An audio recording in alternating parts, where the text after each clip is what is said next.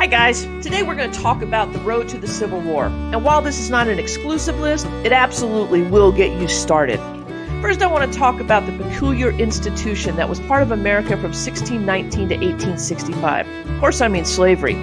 Originally, all 13 colonies had slaves, but by the 1800s, we see gradual emancipation in the North. By gradual, I mean some were slow. New Jersey didn't get rid of slaves until 1865. Thomas Jefferson referred to slavery as a necessary evil, but by the 1830s and the Second Great Awakening, some were trying to push slavery as a positive good, meaning it was good for the slaves.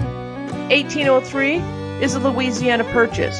Though the purchase itself was not part of the road to the Civil War, that big chunk of land and how we settled it absolutely is.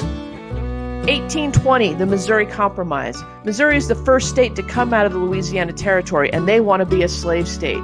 But many in the Senate want them to be a free state.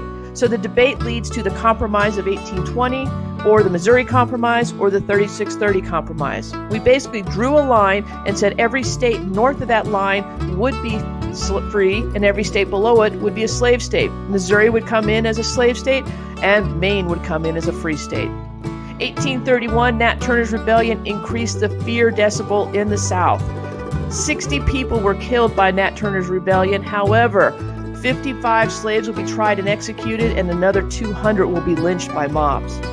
1946, the Wilmot Proviso. This is during the Mexican-American War when David Wilmot said, you know what, any land we get from this war, we should outlaw slavery. Well, that's not going to pass.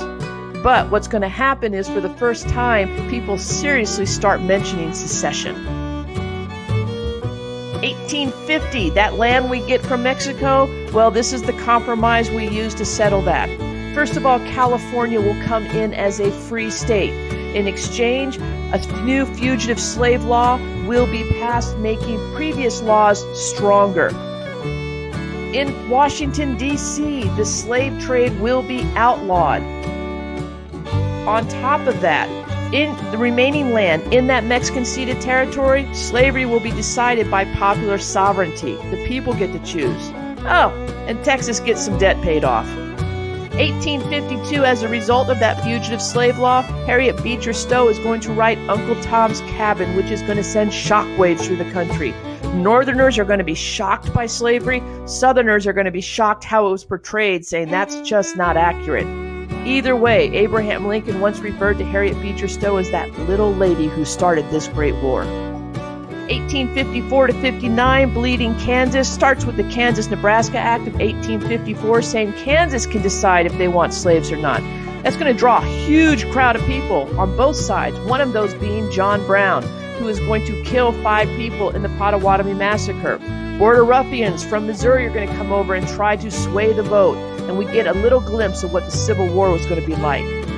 In 1857, in the Dred Scott versus Sanford case, Dred Scott, a slave, is going to sue for his freedom. But during that case, the Supreme Court says, whoa, you're property, and because of that, you have no standing here. And since slaves are property, let's go back. The Missouri Compromise of 1820, that's unconstitutional because Congress doesn't have the authority to rule on property. 1858, Lincoln-Douglas debates. This is where Lincoln and Stephen Douglas are going to debate for the Illinois Senate seat over that Dred Scott decision. Now, Lincoln was relatively unknown, but this is going to launch him to national prominence. And it's also during this time that he gives his famous House Divided speech.